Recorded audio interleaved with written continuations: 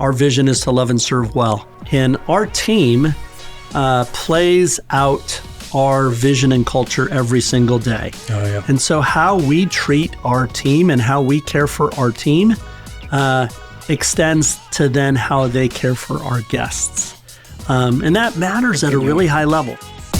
Hey everyone, welcome back to another episode of the Other 6 Days podcast, where we chat about life outside of Sundays and what it means to live from our gatherings and not just for them.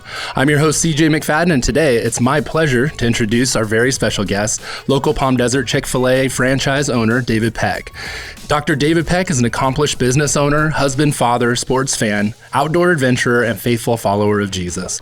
He has graciously agreed to join us today to talk about all things Chick-fil-A, the culture, the hospitality, community engagement, and gospel furtherance, as well as hopefully we're here to glean some insights from him and his journey, his knowledge, and his experiences.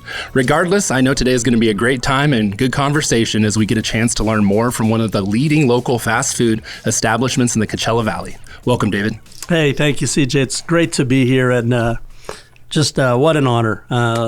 Love Southwest and love Ricky, and just love what you all do for the Coachella Valley. And, it really matters. I was talking to Christian, a friend of mine earlier, and we were talking about meaning and purpose. Mm-hmm. And he's going on a little beach vacation, and so I gave him some books to read, and I gave him Viktor Frankl's Man's Search for Meaning. Mm.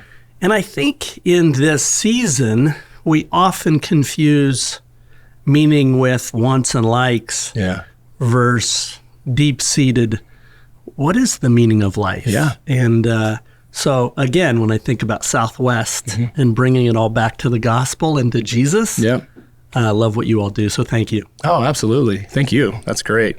Well, as you guys know, we like to kick it off here on our podcast with something always a little more fun and lighthearted, especially so with our guests, we do something called Rapid Fire.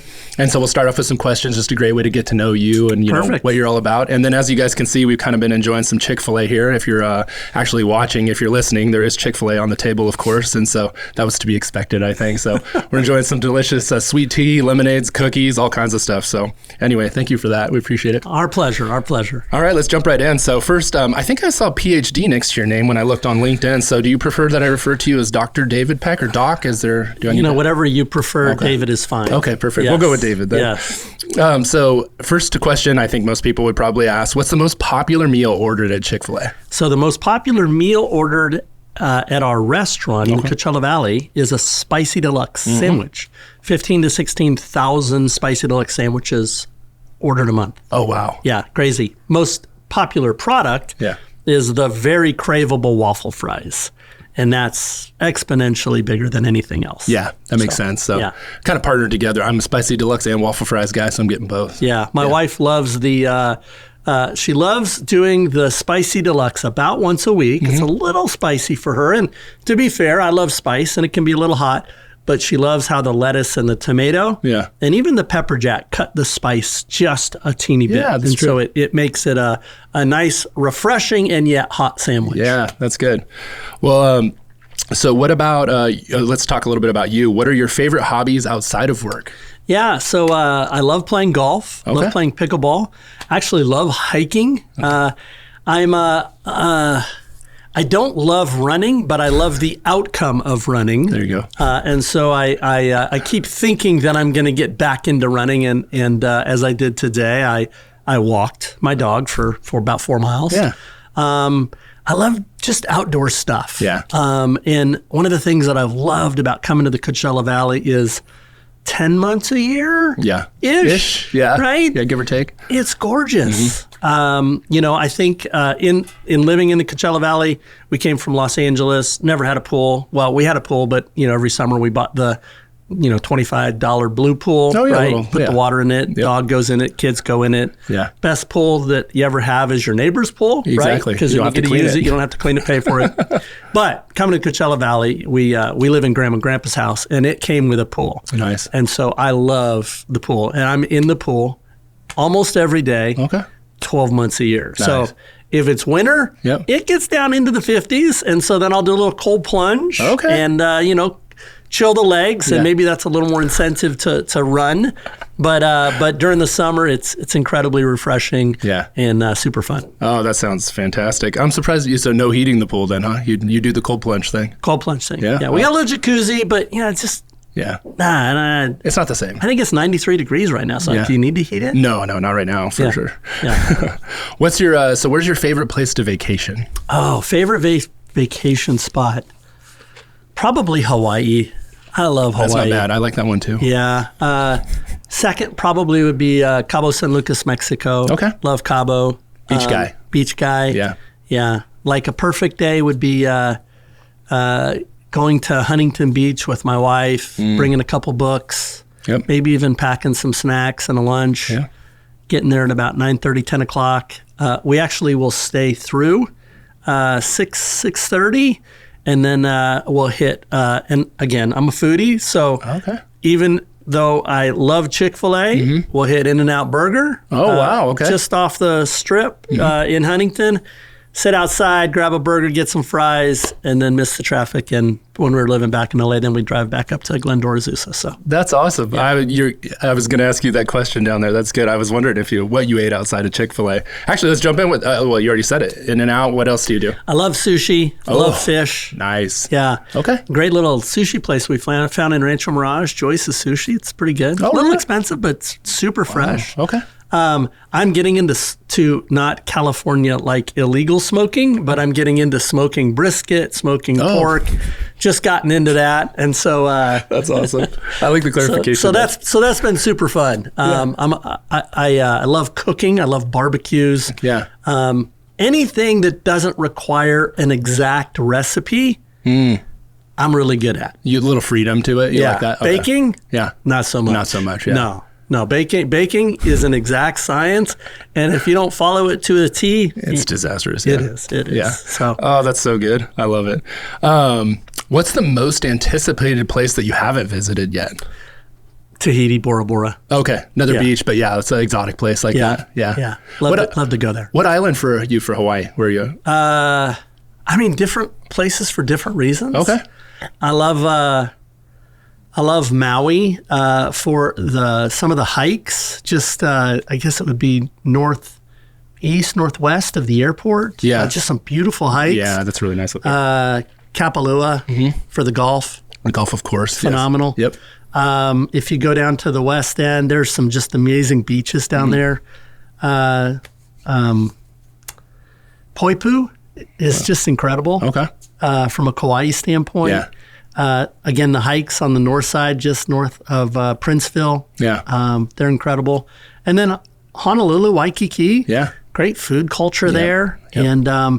And Waikiki Beach. Yeah. That's just such a chill, great beach. Yeah. The Moana Surf Rider is old school, classic hotel, and probably one of the most romantic places to go for like a sunset and grab a Mai Tai and listen to them play the ukulele and just watch the people surf. Yeah, that's fantastic. And have that view right there. Yeah. We were just there a few weeks ago, and I was at we were at the the Royal Hawaiian. Oh yeah, right there. So right next door. Yep. Yeah, yep. Really enjoyed it. That was a good time. That's awesome. So we talked about your favorite place that's not Chick-Fil-A. What's the greatest? This is a deep question. What's the greatest influence in your life so far?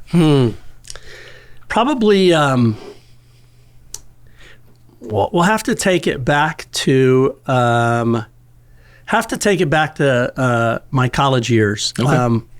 I went to I grew up in Boulder, Colorado. Okay. And I didn't become a Christ follower until my senior in high school. And God just got a hold of me, rattled some things. Went to the University of Colorado, failed out. Absolutely bombed. And I was in aerospace engineering, and I just couldn't do it. Couldn't put the formulas together. So growing up skiing all of my life, worked at a couple restaurants, and then during the winter season, I moved up to Vail, Colorado. Oh, yeah. Buddy of mine and I rented a room from somebody. We didn't have any furniture, so we used the 12-pack, like half-size boxes for our clothes, had a sleeping bag, slept on the floor. I hitchhiked to Vail and worked at Midvale half the year. Okay. And then he rode his bike down to Beaver Creek. Beaver Creek, yeah. So one Sunday, God's just getting a hold of me, and I'm like, I got to go to church. So I literally get on the side of the road. I got a red park on, and I'm hitchhiking. And I don't know where I'm going. Mm-hmm. So I get up to this place called Minturn, little Presbyterian church. I get there probably 15, 20 minutes late. Church has already started. Yeah. Sit in the back row. And I'm just chilling there. And the pastor at the end of the church comes walking by me. And then he guys kind of I guess it's the benediction or the greeting from the back of the church so that he can greet everybody, right? His name was Hal Holman, Pastor Hal Holman. And he looks at me and he says, hey, if you got a minute, I'd love to talk to you after church. So he does the greeting, greets everybody. I'm kind of stuck because he's kind of got me stuck in. And he, after everybody leaves, said, hey, can I take you to lunch? I said, sure. So we go to lunch, and he said, so I just need to apologize to you. You're the first person that I've ever passed hitchhiking that I remembered that was going to church. Oh, wow. And I'm sorry I didn't pick you up. Oh, wow. So we started a friendship.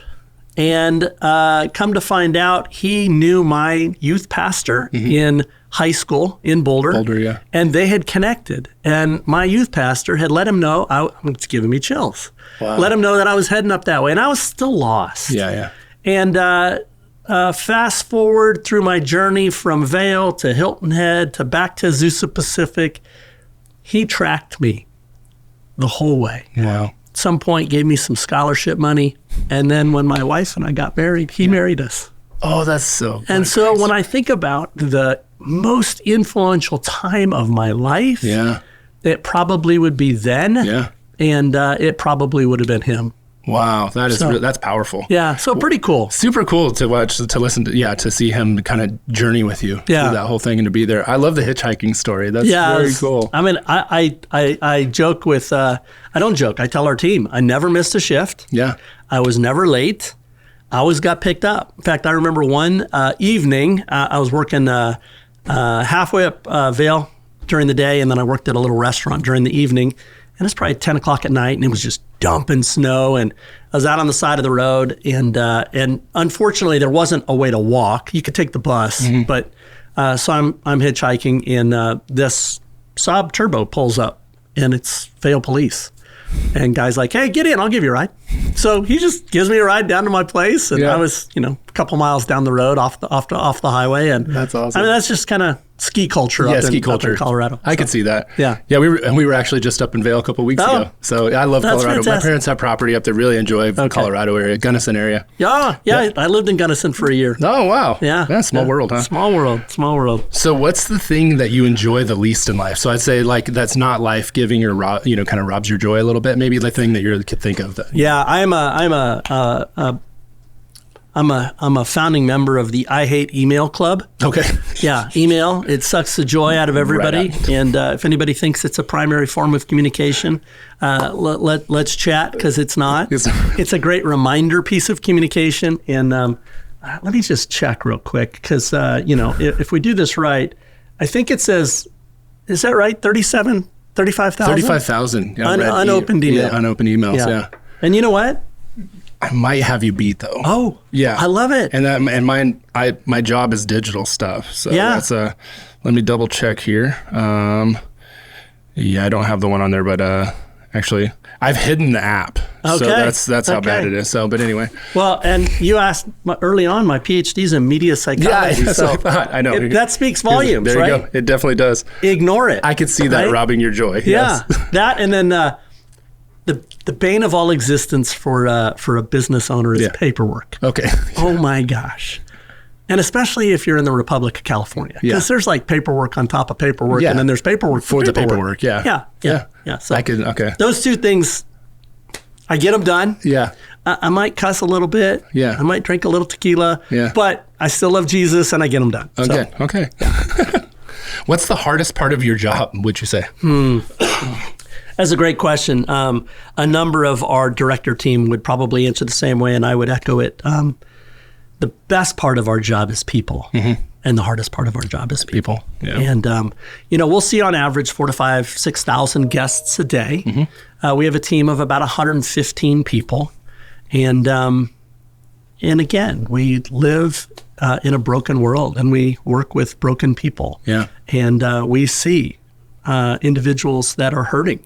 And so what it challenges me to do is ensure that I am in God's word, that I am anchored, that I am memorizing scripture, that I am praying every single morning. Absolutely. And if I don't do that, then I can't be my best for God. And that's not about me. That's about me ensuring that what I'm reflecting is coming out of His word. Yeah, absolutely. And so yeah, best part is people and the hardest part is people. That's great. That's a good word.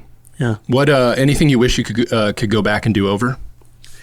You know, I'm sure there are a lot of things that I wish I could do over, but I'm a James 1, 2 through 4 fan. Yep. You know, consider it pure joy, my brothers and sisters, whenever you face trials of many kinds, because the testing of your faith develops perseverance and through perseverance, you become whole and complete, lacking nothing. Yeah. I think it's all part of my journey. Wow. The good, the bad, the ugly, even sometimes the ugly. Yep. So I would say there are probably some instances, maybe about a half a dozen, where I have not been honoring to my wife from what I said. They'd probably be things that I'd like to take back. Walk that back, a little bit. Yeah. No. So my wife and I are really competitive. Married 33 years as of August 3rd. Oh, congratulations. Play a ton of games. We love playing card games. Early on in we have 4 kids now, 5, 6, 7, because 3 of them are married. And, early on in your marriage, you live on love and you play games and you have a lot of fun. Yeah. And so that's just continued. So we are very competitive. Yeah. So we had a family vacation where one summer, again, everybody's there playing games. And if you lost or said something inappropriate, you had to say something nice. Oh, I like that. So my wife beat me at something and I was so mad at her. And I just said something really dumb. And so the kids are like, you got a one-upper. And I said, you make great sandwiches. Of which then my kids totally took me out, rightfully so. Yeah, of course. So, but yeah. As they should. Yeah, so I don't know that I'd take back anything. Yeah. Because I think that's part of who I am. Yeah. Yeah, I think that's really good. Did you what would you say, a little off script, what is the key to success, or one thing that you could point out for 33 years of successful marriage? So my wife's parents, multiple marriages, divorces. My parents, multiple marriages, divorces. When we got married, we just burned the ship. We said, till death do us part. And so I think one of the things that emerged early on was this mantra, and it's win together, lose together, be together. Wow. And I think that really matters, because at the end of the day, we were having issues about financing. I grew up pinching pennies, splitting nickels, right? Taking dimes and figuring out how to multiply them and divide them. And she didn't. Yeah.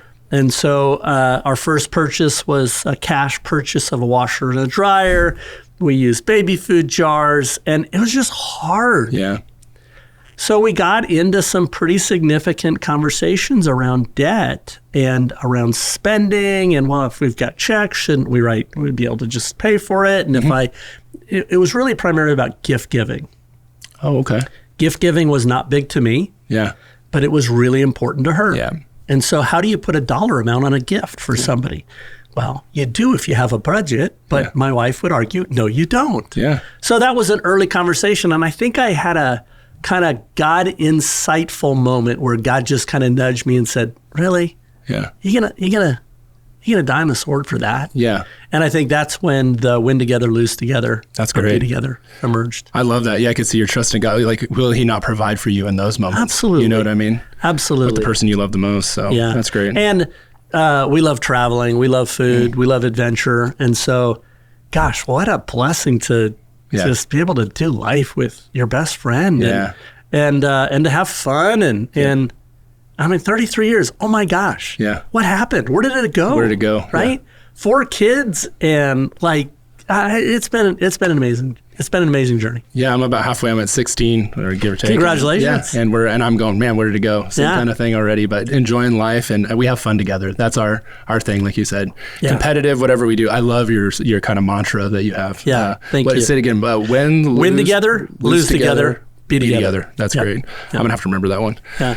What would you say your greatest accomplishment or achievement in your life so far is? First would be my ongoing faith relationship with Jesus. And I say that from an accomplishment standpoint, meaning I feel like I've, in the last 3 years, really hit a place in my relationship with the Lord where I'm growing and I'm really trusting Him, and I'm really working hard to be faithful, to understand what God's Word says and how it applies to my life. Yeah. 33 years of marriage. Super proud of that. And then I have 4 amazing kids and great relationship with all of them. We have a Peck text with everybody and the spouses. And so there's always pictures flying. And we try to get everybody together at least once a year. And our youngest just got married in May. And so that was super fun. My first daughter to get married. I have 2 daughters, 2 boys. Yeah. So just being able to have deep conversations with our kids and see them emerge as adults. You know, the goal with kids is not to raise great kids, it's to raise great adults. Yep. And that means that they eventually go away. Yeah. It doesn't mean that they aren't friends. And I think that's where my wife and I have moved toward is, gosh, we love being with our kids and they're really cool people. And we don't always agree with them. But that's okay. Yeah. So I think those are the things that I'm most proud of. Oh, that's great. I love that. Me and Ezra had a similar conversation, my son, a while back. And I said, when he had turned basically 18, I said, hey, I've taught you everything that I can as your father. Yeah. And as a dad, I said, now I'm your biggest supporter and encourager and friend. Like, I want to journey this journey with you. So I'll be there for you through everything. I said, but our relationship will look different. So we had one of those sweet conversations where we got to talk about, and it's a kind of a grieving a little bit in the transition of that relationship, but realizing, man, I feel like I've done everything that God's called me to, and I poured into your life in every way that I can. And now we get to move into this kind of new future together. Yeah. And it's been really sweet. You know, it's a transition, but it's been sweet. So. He's a great kid too. We had the pleasure of working with him for a season, and a lot of fun working with him. He would always call me Mr. Peck and hello, Mr. Peck. And he always just had a contagious, positive voice and then smile. And so it was great having him at restaurant. His military background was funny because I was like, oh, this is going to partner really good with Chick-Fil-A. And then he starts saying my pleasure everywhere, which that actually leads me into our last question on the kind of rapid fire. Do you say my pleasure in every conversation outside of work? I do. It just has permeated my life. Yeah, my pleasure. And if my wife is in the other room and she asks me a question, or if she says something, my response will be heard, which is a verbal verification that I heard what she said. Yeah. And that's actually also from restaurant. That's language of hospitality. And it's that conversation that's very direct that says, I heard what you said. And so heard and my pleasure permeate every aspect of my life. So interesting. I'll be in Home Depot and somebody will say something to me and I'll say heard. And then I'll think, they have no idea what I just said. Yeah, what are you talking about? Yeah. That's funny. So that's good. Hey, now I know. I love that. Well, so you've told us a little bit about your background, some of the stuff through, growing up in Colorado and, some of that journey. But tell us a little bit, maybe some early years education, but really kind of how you landed where you are now. Yeah. So if we go back to that time with Hal Holman and Pastor, I went from Vail to South Carolina, and my grandparents lived there, and so I was really trying to figure out life, and ended up living there for a season. Worked in restaurant again, and that was all part of kind of this journey. Head to October, November of that year, and I'm trying to get back to school. At this point, I've realized I've worked construction, I've worked as a DJ, I've worked in restaurants, I've done dishes, I've done waiting, I've cooked, and I realized that a lot of these people love their jobs, but they have degrees or they have certifications, and so it's their choice for what they do. And it was just kind of one of those light bulb moments to say, I need to get back to college to get my degree because it gives me choice. Yeah. And so October, November's coming, and I'm working as a DJ at night. I'm doing construction as a yard dog during the day for building this house. And my grandma says, 84-year-old grandma, she says, what are you reading? And I said, nothing. I hate reading. I read in circles. Yeah. She's like, okay, let me give you a book.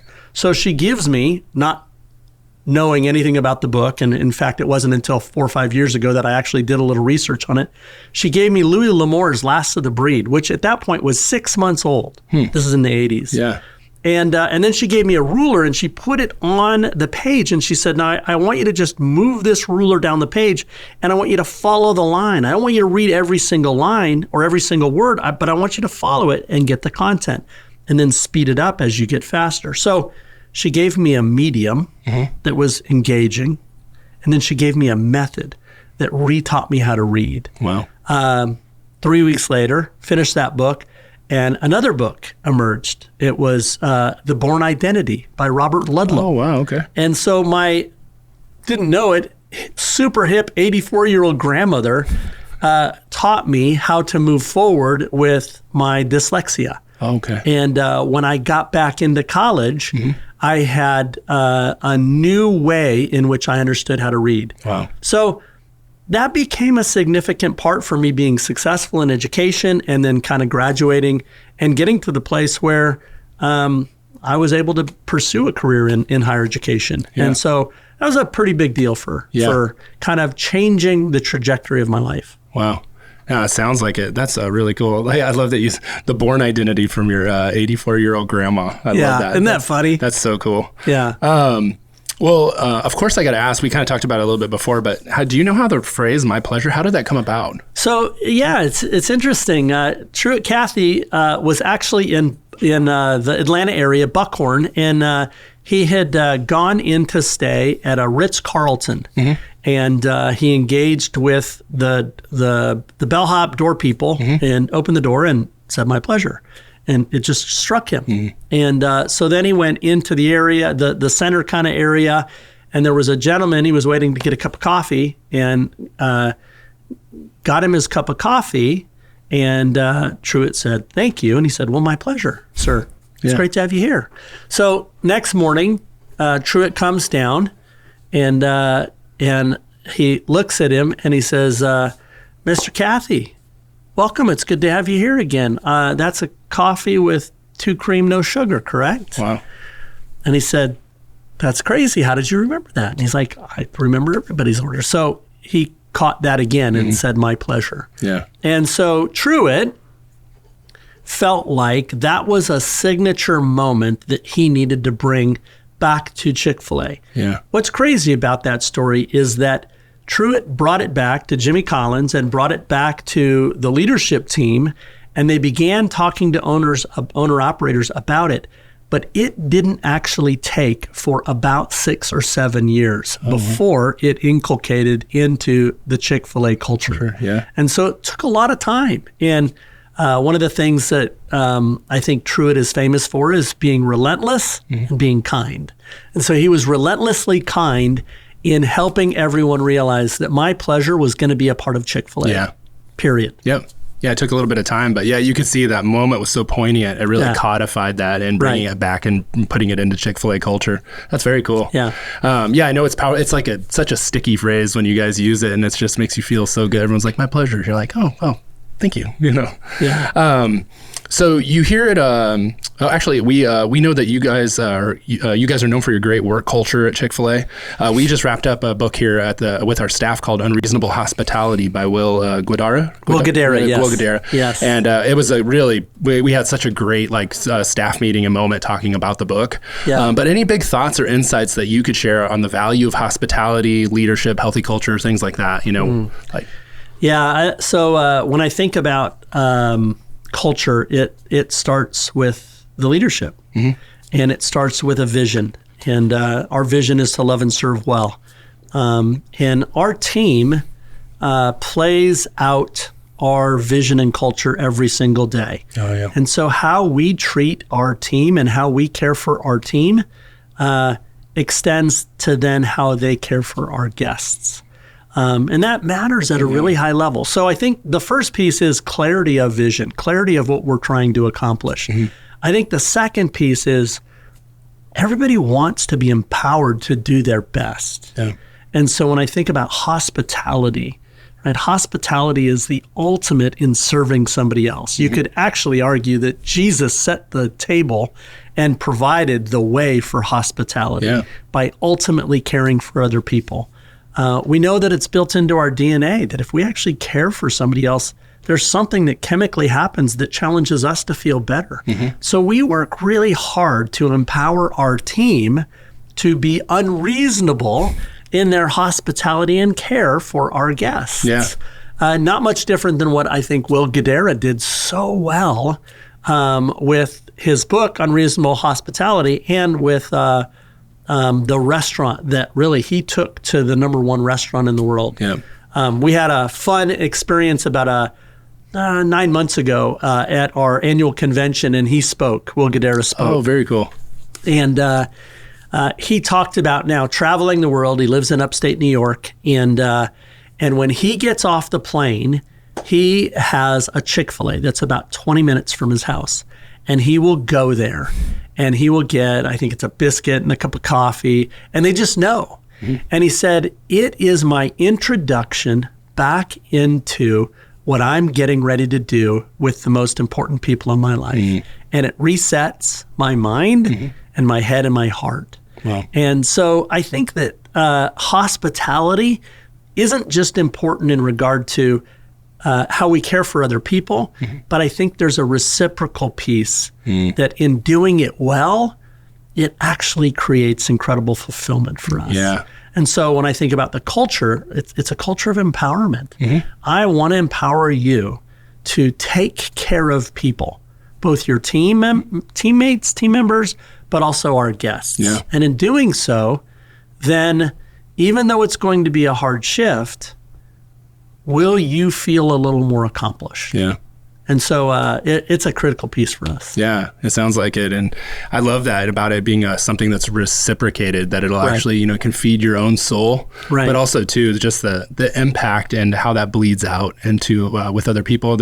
I don't know that there's a quicker way to do that than to show hospitality. Right. It's pretty profound. So I hear your name mentioned around town often, all the time, before we've actually had a chance to meet. So College of the Desert, FCA huddles, parachurch ministries and organizations, like nonprofits, as well as the church world, your name's showing up all over the place. So tell us why you're passionate about community engagement, investment or support for local nonprofits, and even partnerships with local churches. Yeah. So 3 things that are super important to me are education. I think it makes a difference in people's lives. And not just the celebration of education from the standpoint of like getting straight A's, but showing up, right? Okay. Showing up and going to school, and then showing up and realizing that if you apply yourself and you work hard, you have folks there that will help you learn and grow. And that was my experience, both from a positive and a negative, but then from a positive standpoint, right? Once I figured out how I best could learn, sky's the limit. And then it moves towards really grit, right? Yeah. It's all about persistence and never giving up. So education's really important for me. When I was at Azusa Pacific, I played soccer, loved playing soccer growing up. And so when I came back, I became part of the discipleship group for then Coach Phil Wolf and then Dave Blumquist, who's the head coach now. And up until when my son played soccer, I hosted a discipleship group every year of a group of 5, 6, 7, 8 guys. And we just talked life and we talked Jesus and we showed up. We had cookies and we had brownies at our house. And sometimes they made it because college kids sometimes flake and sometimes they didn't, but I was always there. Yeah. And I did that for like 16 years. Wow. Until my son became a member of the team. Yeah. And at that point, the head coach and I made a decision that I was going to be my son's biggest fan and I was going to be Coach Blumquist's biggest fan. And so I stepped away and just was, again, a cheerleader on the sides. Yeah. I didn't do D groups, and it was Jonah's team. Yeah. And so that was a great season for me. So having said that, when I came to the desert, I got connected with CJ, with Coach Pato and with a group of guys, and we started this thing called Chicken and Chapel. That's what he heard. With the guys. Yeah. And so during season, we'll bring chicken biscuits, and we'll just talk life and talk story for 15, 20 minutes and feed them biscuits, and it's fantastic. And so I love that we get the opportunity to do those things like that. Yeah. We partner with a youth football league just up the street from Southwest. And we're able to discount our food so that then they're able to sell it to help their nonprofit and make a little money to give scholarships. That's important. Yeah. So just being a part of the community in the best way we can, it matters. Yeah. My wife and I moved here from Glendora, Azusa, but we got engaged here. Grandma and Grandpa lived here, and this is now our home. Yep. And so being part of building it is important to us. Yep. And so it's been super fun so far. Yeah, it sounds like it. And giving back to it, I know you are in substantial ways. When I heard some of your name pop up, actually, it's funny. So Pato is part of my discipleship group. Ah, that's awesome. So he was telling me, and so your name comes up in it. And so we call ourselves the Armory. Okay. And we kind of are a branch off of when I was with Ricky. I was in his discipleship group called the 12, and then I started my own. Yeah. And we are kind of like golf sports oriented with the FCA guys, and Pato's part of it. And so he's always talking about you. Well, tell him to text me. He and I need to grab coffee before season starts. So I'd love to connect with them. Absolutely. So. Well, so could you share? I want you to share what does the furtherance of the gospel look like to you within your context at Chick-Fil-A specifically? What does that look like? That's a great question. Yeah. So it's interesting because being so public, it can get dicey in regard to it just can get dicey, right? A lot of people will come in and say Chick-fil-A represents this, or Chick-fil-A doesn't represent this. And what I will tell you is that Chick-fil-A and the family are anchored out of a biblical perspective. They are Christ followers. Yeah. But as a company, it is not a Christian company. It is a group of individuals, many of which are Christ followers. So David Peck, owner-operator, Chick-fil-A Palm Desert. I and my wife and many of our leadership team anchor our lives on Jesus. And our goal is to live the gospel each and every day. So that means that I am praying for our restaurant. I am praying for our guests. I am praying for our team. And I will unashamedly pray in the restaurant for anybody at any time. And I don't do that with a level of arrogance, but I will always ask permission. Can I pray for you? If the Holy Spirit prompts. Yeah. And we have done that since opening, and I have yet to have anybody tell me no.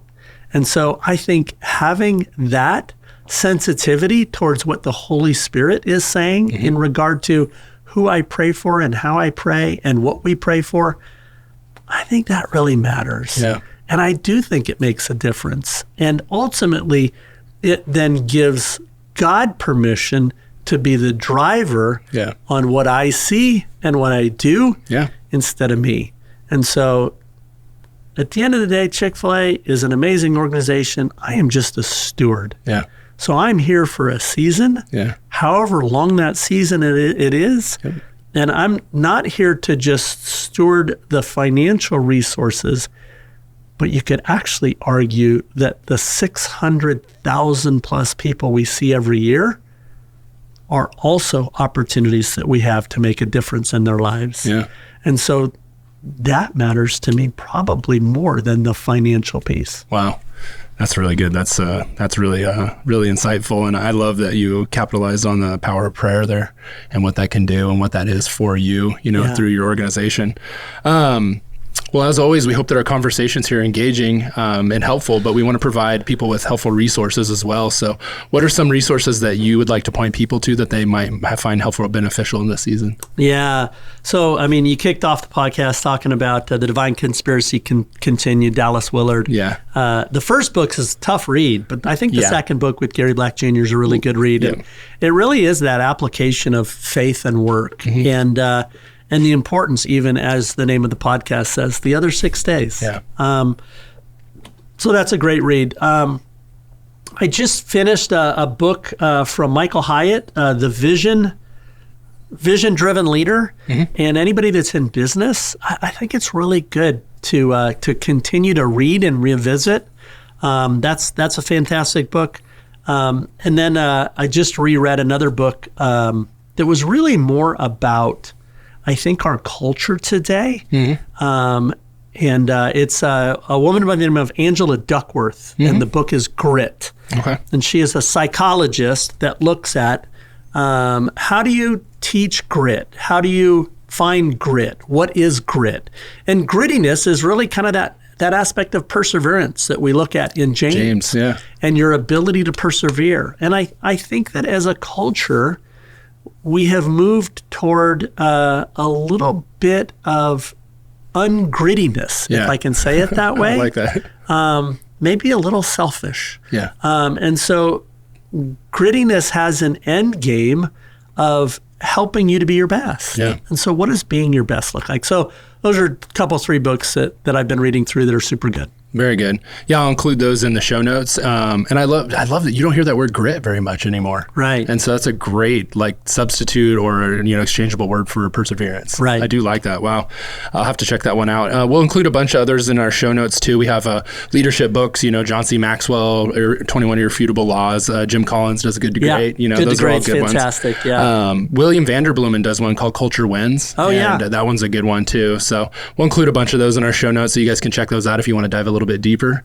And so, David, we really appreciate you having you on here. Any last comments or thoughts before we wrap this up? No, my pleasure.